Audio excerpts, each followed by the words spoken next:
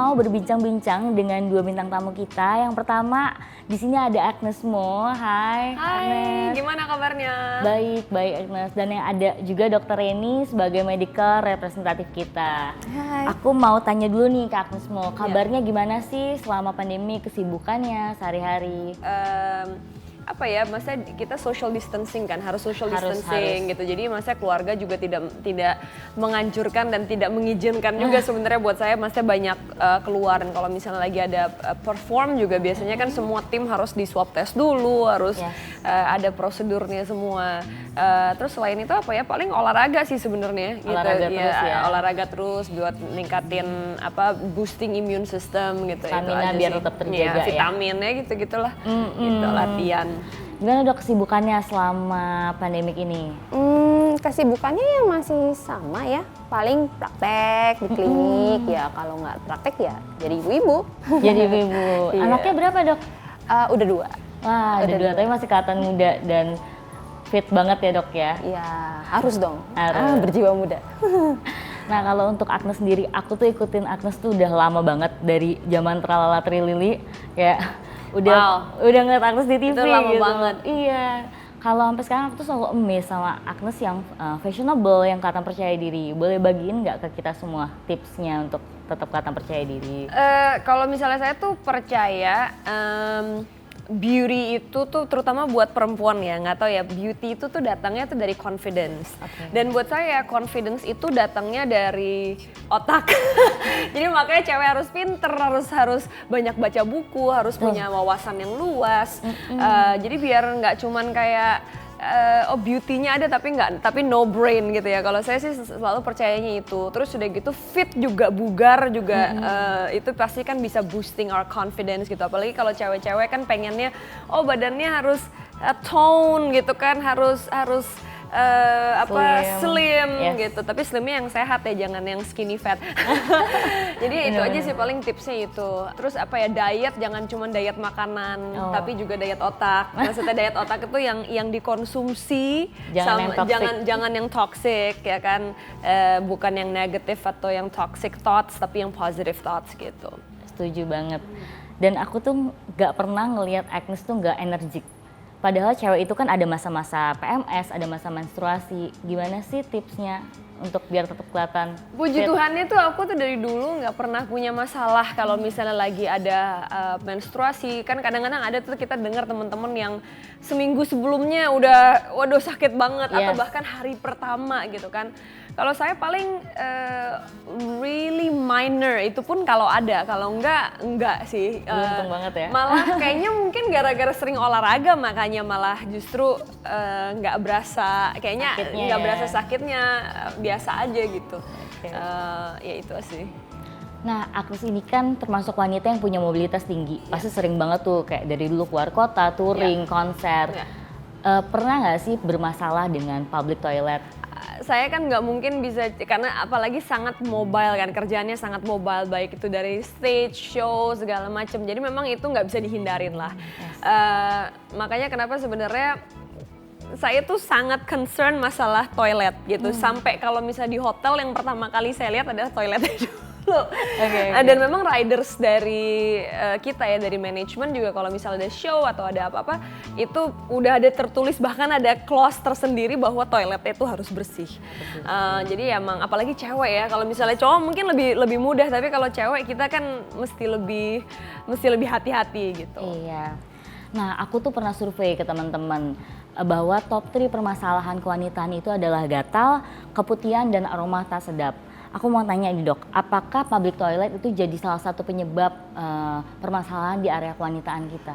Namanya juga toilet umum ya, kita nggak tahu kebersihannya kayak gimana, kita nggak tahu siapa yang pakai sebelumnya. Nah yang pakai itu ada penyakit apa sih gitu. Jadi jangan sampai lupa untuk membersihkan toilet sebelum kita pakai. Nah ini termasuk juga untuk di rumah. Jadi jangan mikirnya bersihin toilet cuma untuk di toilet umum, tapi di rumah pun kita juga harus selalu bersihin, karena kan yang namanya berhubungan, segala sesuatu yang berhubungan dengan Miss V kan harus dijaga banget ya. Nah yang jadi permasalahan di sini itu penyebaran bakteri atau penyakit-penyakit itu tuh bukan cuma dari toiletnya aja, tapi ada banyak faktor lain kayak misalnya air yang kita pakai untuk bersihin misfi, udah bersih belum? Terus atau caranya kita ngebersihin misfi, udah bener belum? Atau mungkin juga dari penggunaan tisu ya untuk mengeringkan atau membersihkannya itu. Jadi semuanya itu bisa jadi faktor-faktor yang penyebaran penyakit itu. Ternyata faktornya tuh banyak ya. Banyak. Dan emang kita harus lebih hati-hati. Kalau dari Agnesmo sendiri gimana? Ya untungnya sih sampai sekarang nggak pernah ada masalah karena maksudnya dari kecil juga saya udah diajarin gimana caranya maksudnya harus mengutamakan kebersihan gitu terutama di of course di area kewanitaan. Jadi puji Tuhannya sampai sekarang nggak pernah ada masalah itu sih. Gitu. Oke. Nah, aku mau minta tips nih dari Agnesmo gimana cara merawat area kewanitaan. Nah mungkin tadi sama seperti apa yang dokter juga tadi bilang kan sebenarnya kita bahkan kadang-kadang mikir kita udah membersihkannya, tapi ternyata kalau caranya salah juga artinya nggak maksimal. Sama seperti kalau sekarang ya, kayak gue baru tahu sekarang ternyata cuci tangan itu harus ada caranya begini, baru sekarang gitu taunya. Nah jadi terus airnya juga belum tentu bersih, dan terus tadi juga dibilangin sama dokter jangan cuman bersihin toilet cuman pada saat lagi di public toilet aja. Itu kan kadang-kadang kita lupa ya? Gitu kan di rumah karena kita pikir oh it's comfortable, udah emang kita sendiri paling nggak kenapa-napa. Dan kalau misalnya saya mungkin problemnya lebih besar lagi karena ya itu yang tadi saya bilang juga sebelumnya. Saya karena sangat mobile mau nggak mau kan pasti saya akan datang ke public toilets gitu. Nah makanya kenapa waktu itu saya dan rekan-rekan dan partners kita mikirin gimana sih caranya supaya kita bisa nih punya sesuatu yang simple atau praktis gitu, apalagi punya banyak perempuan-perempuan hebat di Indonesia yang kerjaannya juga maksudnya very mobile, terus sudah gitu aktif dan pengen sesuatu yang efisien tapi bersih dan kita tahu banget kualitasnya itu baik. Nah makanya kenapa kita berusaha menciptakan sesuatu yang bisa mengakomodasi wanita-wanita seperti itu, termasuk saya. Nah makanya kita ciptakan Lavish Feminine Wipes. Dan jujur aja semenjak saya pakai Lavish Feminine Wipes dan yang memang sangat praktis ya itu kan sachet gitu doang. Saya nggak pernah harus mikir gitu, aduh ini airnya bersih nggak ya? Aduh ini kadang-kadang kalau public toilet belum lagi kalau misalnya bukan yang spray tapi yang gayung lah atau yang apa itu kan maksudnya kita kayak oh my gosh like ini yang pakai siapa belum tentu juga mereka bersih. Nah tapi semenjak ada Lavish Feminine Wipes ya kayak ya udah ke toilet aja gitu, nggak ada mikir apa-apa, udah tinggal pakai itu aja. Jadi ngurangin rasa very cemas simple. ya. Iya, very simple. Nah, kita nih ada segmen mitos dan fakta. Jadi kami mengumpulkan pertanyaan dari Laus di akunnya Lavish Wipes. Apa aja sih yang menjadi mitos dan fakta selama ini seputar menstruasi? Aku mulai bacain ya. Oke. Yang pertama nih, mitos atau fakta minum air es bikin darah menstruasi mengental. Agnesmo gimana? Aku pernah denger sih sebenarnya, cuman nggak pernah terganggu gitu loh. Jadi aku ya kalau lagi pengen minum panas minum, kalau lagi pengen minum yang dingin ya dingin gitu, nggak pernah percaya sih jujur aja gitu. Kalau dari dokter gimana nih dok? Mitos atau fakta? Jelas mitos ya, soalnya faktanya itu kan setiap makanan atau minuman yang masuk ke tubuh kita itu kan masuknya kan ke sistem pencernaan. Dan di dalam sistem pencernaan ini juga ada yang namanya mekanisme termoregulator. Jadi itu suhu dari makanan dan minuman yang masuk bisa disesuaikan sama suhu dalam tubuh kita. Jadi kita minum dingin bukan berarti dalam tubuh jadi dingin juga, jadi udah disesuaikan nantinya. Dan sedangkan menstruasi ini kan terjadinya di sistem reproduksi kan ya. Jadi ya nggak ada hubungan sih antara sistem pencernaan sama sistem reproduksi. Nah yang menyebabkan kekentalan darah itu pada saat menstruasi itu lebih disebabkan karena gangguan hormonal nantinya. Jadi bukan karena apa yang kita konsumsi gitu. Jadi ini mitos pastinya. Ya, dok, ya? Iya. Nah, aku masuk ke pertanyaan kedua nih dok. Mitos atau fakta makanan tertentu mempengaruhi aroma misfi kita?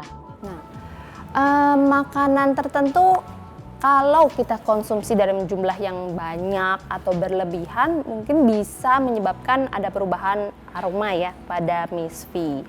Cuma balik lagi nih, jadi kalau kita konsumsi makanan-makanan kaya rempah-rempah, misalnya alkohol atau kopi dalam jumlah yang berlebihan misalnya, itu kan nantinya makanan-makanan itu sendiri dalam tubuh akan menyebabkan gangguan hormonal dalam tubuh kita kan. Nah, gangguan hormonal. Coffee ya? Ya, kopi yang dalam jumlah yang dalam berlebihan ya. Tapi kalau misalnya kita minum kopi yang masih dalam batas wajar seperti 1-2 cup gitu sehari, it's okay, masih nggak apa-apa. Nah, makanan-makanan ini di dalam tubuh yang bisa ganggu perubahan, bisa bikin perubahan hormonal ini, nantinya yang mempengaruhi si perubahan pH pada misfi kita. Nah, perubahan pH inilah yang nantinya jadi sumber untuk perubahan aroma misfi. Make sense. Kalau dari Agnes gimana? Kalau saya sih selalu saya percaya gini ya, segala sesuatu yang berlebihan itu nggak baik. Benar. Jadi apa ya, mungkin karena saya udah punya mindset seperti itu, maksudnya saya lagi ngomong regarding food ya. Yes. Misalnya contohnya saya suka makanan yang pedes. Tapi kalau terlalu pedes juga pada akhirnya mungkin saya bisa jadi sakit perut atau terus udah gitu mah saya juga bisa jadi naik atau kayak gimana. Jadi saya mesti apa ya, mungkin lebih bijaksana aja sih. Oh ya ini gue hari ini gue minum kopi udah kebanyakan gitu, atau oh gue pagi gue udah minum kopi, mungkin jangan sampai terlalu banyak lagi pasti lagi udah kemalaman atau kayak gimana. Terus makanan, oh ya gue udah makan ini pedes nih, udah cukup deh kayaknya nggak usah ditambah lagi. Jadi mungkin itu karena saya udah punya mindset seperti itu, sampai sekarang sih saya nggak pernah, ya puji Tuhan lagi ya, maksudnya nggak pernah ada ngerasa terganggu sih gitu. Oke. Nah, aku mau masuk ke pertanyaan ketiga ya. Mitos atau fakta saat menstruasi nggak boleh keramas, katanya bikin sakit kepala. Nah loh. Yang itu mah terbalik mestinya, kalau nggak keramas malah sakit kepala. Nah, benar itu. Kalau itu fakta kalau Iya, itu fakta. Nah, kalau dibalik nggak boleh keramas, malah sebetulnya kalau lagi menstruasi itu kita harus jaga kebersihan kan, dari ujung rambut sampai ujung kaki. Ya salah satunya keramas. Iya. Nah, kalau seandainya bayangin nih kita menstruasi itu kan siklusnya 3 sampai 7 hari. Iya.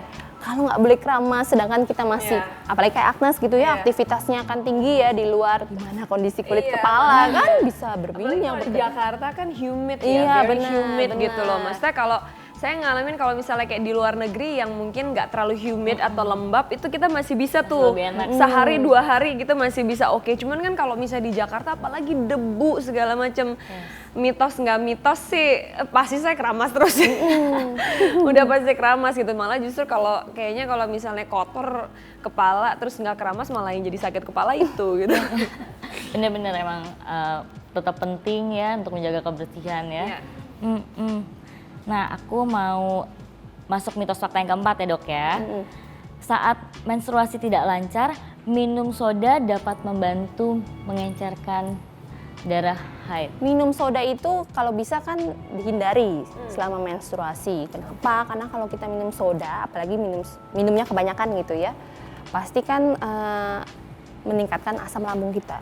Jadinya nanti kita berasa penuh, lambungnya begah, misalnya malah tambah nggak nyaman kan selama menstruasi gitu. Jadi sebaiknya malah dihindari minuman soda ini.